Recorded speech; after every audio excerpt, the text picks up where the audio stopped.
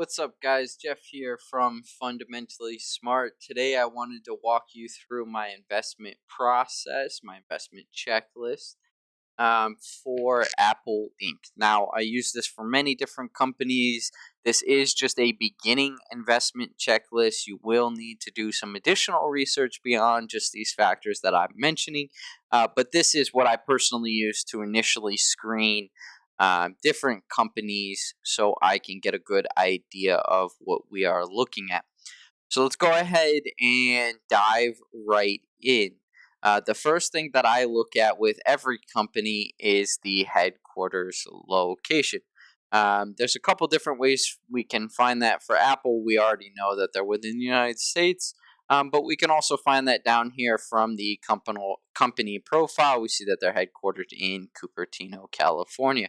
We can also find that by just doing a quick Google search. We see Apple Inc. headquarters location Cupertino, California. For some of these smaller companies that you might be looking at, you might also need to research. You might also need to type in headquarters location or just headquarters, and that should come up there for you. Yahoo does have most of them.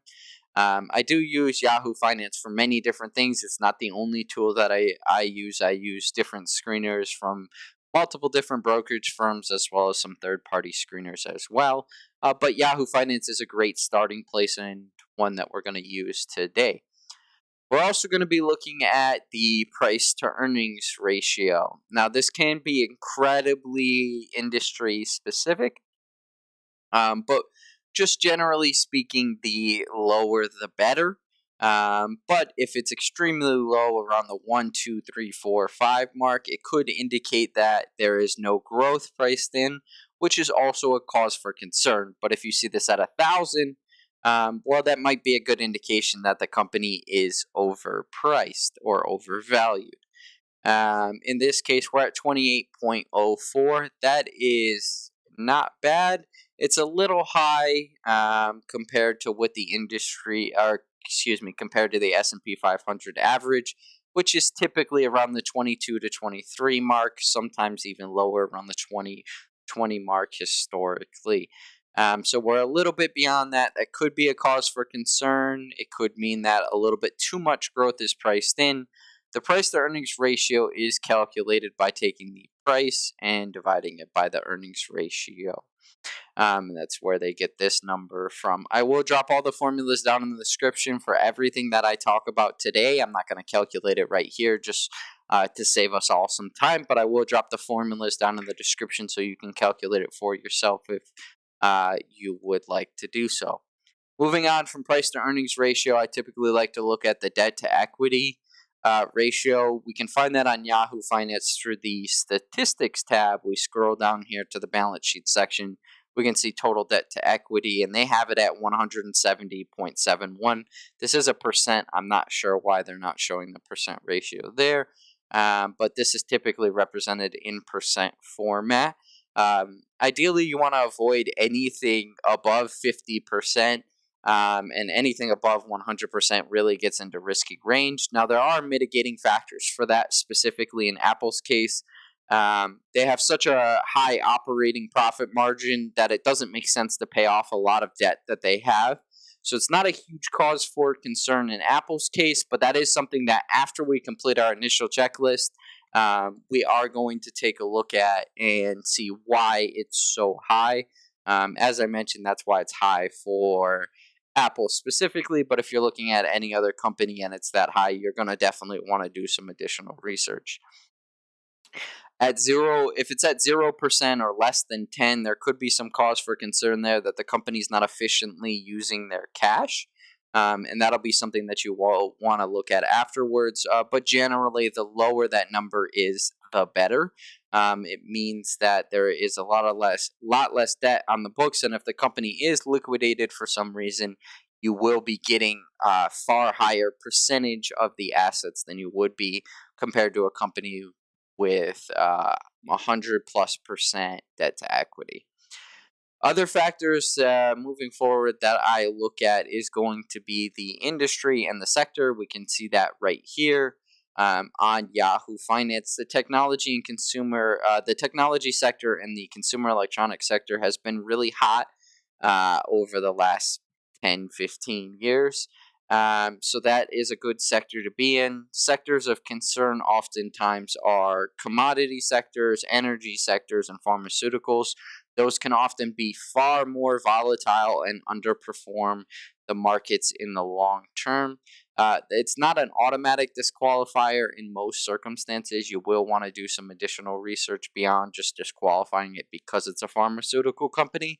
But recognize that those kind of industries often carry higher risk. Your tech sector is kind of right in the middle in terms of risk. They're often a little bit more volatile, as we see many of these other companies are down 3.5%, 4%, almost 5% for Tesla. Tesla's a whole nother story, and they have a lot of other risk factors other than their industry, obviously. But the technology sector is kind of right in that middle of risk. It can be some cause for concern due to the inflated PE ratios we see in the tech sector versus something like consumer defensive, household goods, packaged foods, etc. Another thing that we're going to be looking at is the market cap.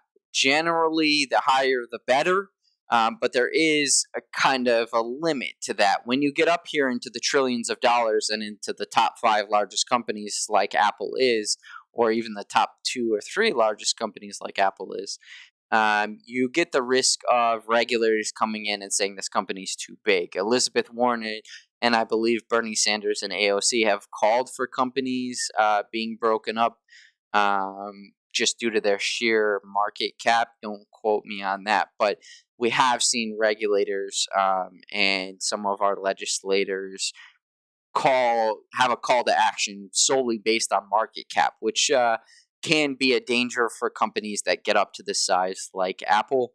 But when you have really small companies as well, there's many different problems in terms of difficulty to get information, recognizability of the brand, as well as potential unreliability of the financials and such. That's not to say that big companies don't have some of those other issues that I mentioned for small cap companies, but really small cap companies can present their own issues. And we'll talk about that when we get a small cap company. But in terms of Apple, we see that them being in one of the largest companies in the world, and especially on the American stock market, there is that risk of increased regulation. Moving forward from the market cap, in the case of Apple being at $2.75 trillion, it's not bad. It's not a huge risk indicator. We might want to see if there's been any recent statements by regulators to break them up due to their massive size. But other than that, Apple is a healthy company despite their large market cap. Now, there is also some concern in companies with this large of a market cap that they might be broken up, that they might be limiting their growth, that there's only so far that they can go, and that's in addition to the risk of being broken up.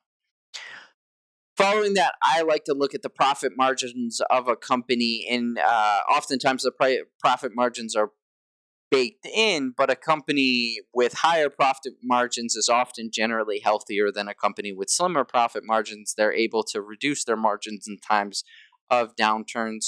We can see that in Yahoo Finance right here, operating profit margin, and that's the figure that I usually look at. We also have profit margin, which is most likely the net profit margin after everything is said and done.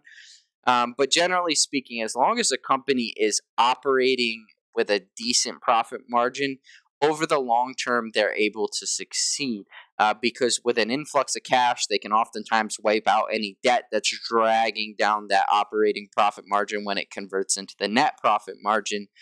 So if they can get an influx or restructure their debt at a healthier interest rate, then that profit margin the net profit margin can rise and be a little bit more healthier for the net profit margin. It's just a matter of getting capital to the company. Personally, I like the operating profit margin. It best reflects operations and the health of the company itself. That's not to say that we should ignore net profit margin. It is an important factor as well. If there's a big difference there, that could be an indication that the company is being weighed down by debt. So we will check that in our post in the initial investment checklist when we do our continued due diligence. In this case, Apple is very healthy at 30.90% for the operating profit margin. We oftentimes see that even lower, around 20%, which is still a solid figure. It is very industry dependent. If other companies in the consumer electronics technology sector and industry are at 50, 60, 70%, well, that could be an indication that Apple is going to underperform compared to those other companies. In this case, I believe Apple is one of the higher operating profit margins compared to the rest of the industry. But that's something that we'll double check when we move forward into our further due diligence beyond our investment checklist. Following the profit margin review, I will look at the price to 52-week range. And both you want to look at both the low and the 52-week high, because this will be an indication of oftentimes a floor and a ceiling for a price. That's not always the case, but it oftentimes can be a good indication for us. We see that we are very much above the low of the 52-week range. We're solidly above that, about $52, and that means that likely we're not near the floor. There could be some downside risk, significant downside risk to the company if it starts to continue to head towards that 52-week range. We're a little bit closer to the 52-week high than we are the 52-week low, but there is still some room to grow there. You have about $13, $14, depending on if you're looking at closing price or after hours price and whatnot. So if we're looking to potentially get some short-term gains, we see that the 52-week low or the 52-week high was very recent. It was back on most likely on January 3rd there. That's where we approach that 52-week high. So we could be headed back for there. We see a significant jump here in the price that was most likely due to earnings. This could be representative of a new floor, the 159.22. It could not. We'll do some further research after we complete the initial checklist. But we know so that there's some room to grow as long as nothing fundamentally has changed about the company since it hit that high. And for Apple, nothing has fundamentally changed since it hit that point. Moving from the 52-week high, I like to look at either the current ratio or the quick ratio. The quick ratio is a little bit more restrictive. Yahoo for Apple only displays the quick ratio, only displays the current ratio, so I won't be able to show you the quick ratio, but I will post, I'll post the formula to calculate all of that in the description. The current ratio is currently at 1.04, and what the current ratio is, it's a representation of the company's short-term liquidity or its short-term ability to pay its debt, its short-term debt. A perfect one means it has exactly enough short-term assets to pay the short-term debt in terms of the current ratio. The quick ratio only looks at the cash and cash equivalents. The current ratio looks at all short-term assets, which usually includes accounts receivable and any other short-term assets that a company may have. Anything above 1 is generally very good. It means that there is low risk of them having any short-term problems paying their debt. Now, it always could still happen, but it is a good indication at anything above a 1. And again, that can be found on the statistics tab down here under balance sheet. We can see current ratio, and I will leave the formula for calculating the quick ratio, or you can oftentimes find it on other screeners. Beyond the current ratio, the next thing I like to look at is the analyst opinions. Now, we are going to want to take these with a grain of salt, as analysts oftentimes are not risking their own cash they are um, they're potentially just making a recommendation to their firm that their firm may or may not follow. It may be their job on the line, it may not. It depends on how restrictive their firm is. So we'll want to take the analyst recommendations with a grain of salt, but a positive indication is generally a good thing, and a negative indication is definitely a cause for concern and something that needs to be investigated. In this case, we're looking at a 1.8 rating out of 5, with a 1 being a strong buy, 2 buy, 3 hold. You can see the rest there. That's a good indication. We'll also want to check if there's been any recent upgrades or downgrades. We can see that here, and this just means if a analyst switched its opinion from, let's say, strong buy to buy, or vice versa. An upgrade is generally taken as a positive sign, and a downgrade is generally a negative sign. We see here that recently Apple has mostly maintained with one upgrade. That's a good sign. No cause for concern really here.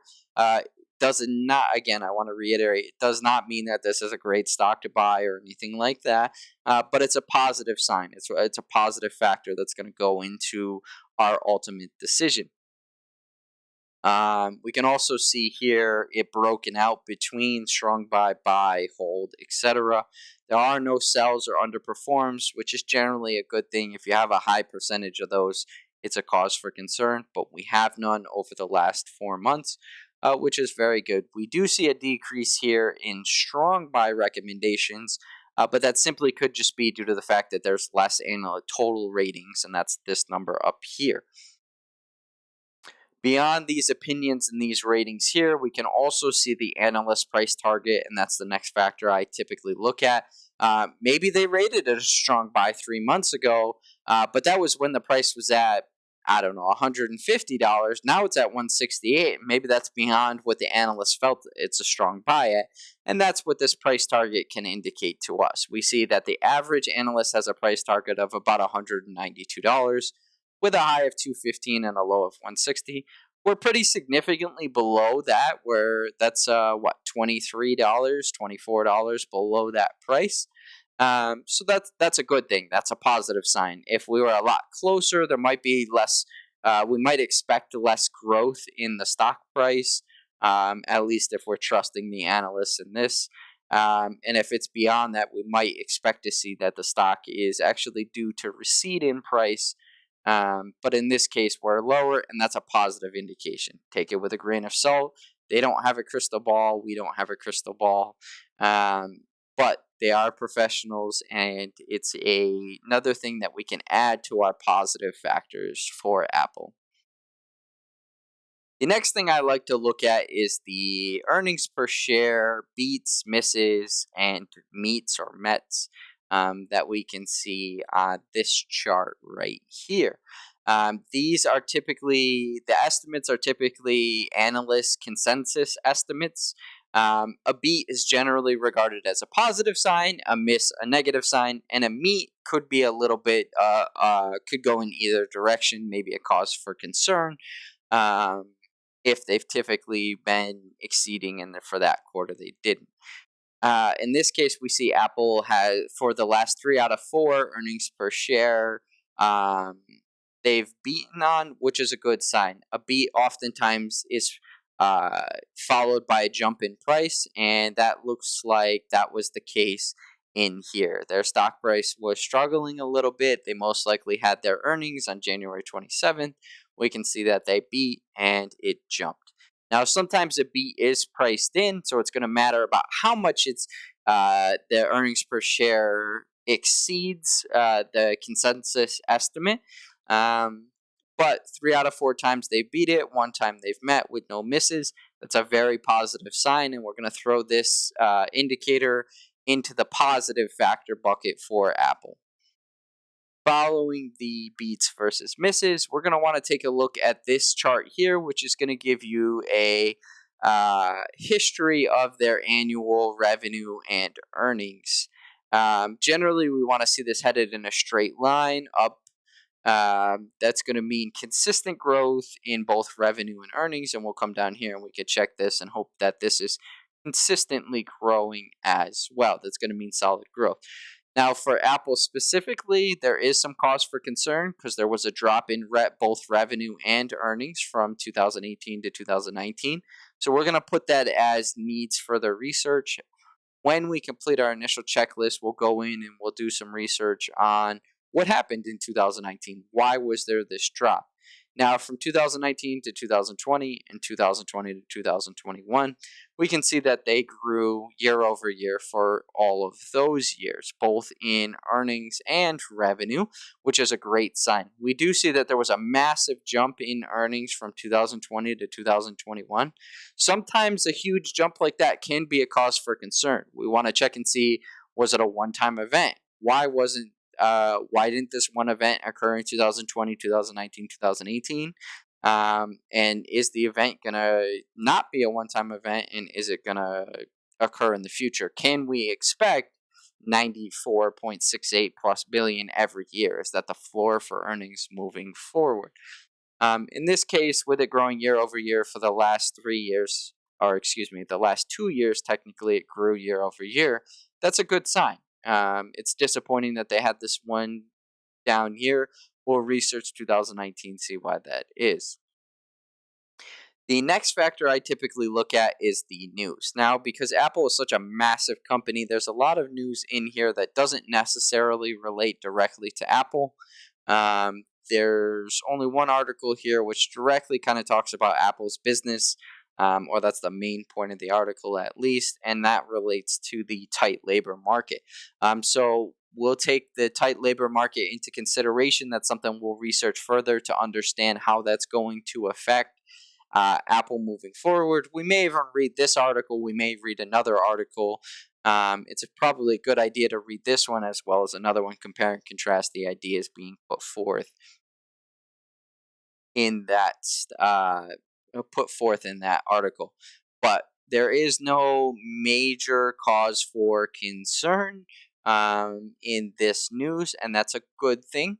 If there's anything in here, there oftentimes could be news in the overnight markets that's not yet reflected in the price that will be at market open, such as a company shutting down operations or opening new operations, mergers and acquisitions, both this company acquiring another company and themselves being acquired. Now, Apple has very little chance of being acquired by anybody, just due to its sheer size, but there might be some acquisitions that Apple is making. So we'll want to check this to see if there's any news that might not yet be reflected in the price, or something that any news that might continue to weigh on it in the future. Following that, if we do not want volatility, short-term volatility or upcoming volatility in our investments, we're going to want to check the earnings date to get an indication of when that's coming up. Oftentimes, an earnings date is going to cause some concern, a concern or potential growth in a stock, a jump in the price. So there's a lot of volatility that comes with a very close or upcoming earnings conference or conference call. In this case, we see that it's many months out. So if we're not looking for if we're not looking for price volatility, then this is a good indication. If we're maybe looking to just hop on a short-term jump, then we'll want to invest closer to April 26th. We'll note that this is a range. That's just because Apple hasn't set their dates yet. As it gets closer, there will be a formal date set, and you'll see one date put there. Now, for our initial investment checklist, that's going to be it. That's going to wrap up what we're going to look. At this point, we've noted all of the major concerns, such as that 2019 drop in revenue, the high price to earnings rate, the relatively high price to earnings, but also factors that are not necessarily a concern but just needed further research, such as, the industry average for price to earnings, the industry average for operating profit margin. Now, we can validate a lot of these financials that we can see in this tab, or a lot of these statistics in this tab here, such as the current ratio that we looked at, or debt to equity. Again, I'll post the formulas in the description, But where we can find the numbers and where these numbers are being pulled from, such as the balance sheet, the income statement, we could find that on the Edgar database or the SEC Edgar database. We can just Google SEC Edgar search, and we see that pops up as the first thing. You type in the ticker AAPL, and we're going to be taken to that other page that I was on here. Now, your 10K, it describes it right here, is your annual report. Your 10Q is your quarterly report. One thing to note, 10Qs are often unaudited and 10Ks are audited. So if your 10K is recent, that might be the best one to go with. But if you're looking for the most up-to-date numbers, your 10Q should be fine. And we can just click on this, open it up, and see it pull up in here. There's a table of contents. We could just click financial statements, and that pulls us right into the financial statements. We can see the statement of operations, the statement of comprehensive income, the balance sheet, all of this kind of information, shareholders' equity. And we can use a lot of these numbers to calculate those ratios on our own, independent of Yahoo. Sometimes Yahoo can be slightly out of date. Generally, it's more reliable for bigger companies than it is for smaller companies. But with Apple and its size, we could be a little bit more comfortable with the statistics that are in here. But if we wanted to calculate those on our own, again, we're going to do that on the Edgar database. Any questions, feel free to leave a comment. Definitely like, subscribe, comment. It helps the channel out a lot. If you want to see a specific stock talked about or researched, go ahead and drop the ticker and just ask me to research that. I'll try to get it into the rotation. Any other questions or anything you want to see talked about on the channel, definitely let me know, and I will try to get that in the rotation as well. Over the next couple weeks, I want to get a few more bigger stocks in there. Then we'll start to move in a couple smaller stocks and potentially some other news and information. We'll get that worked in. Thank you for watching. Again, drop a like, comment, subscribe, and have a good day.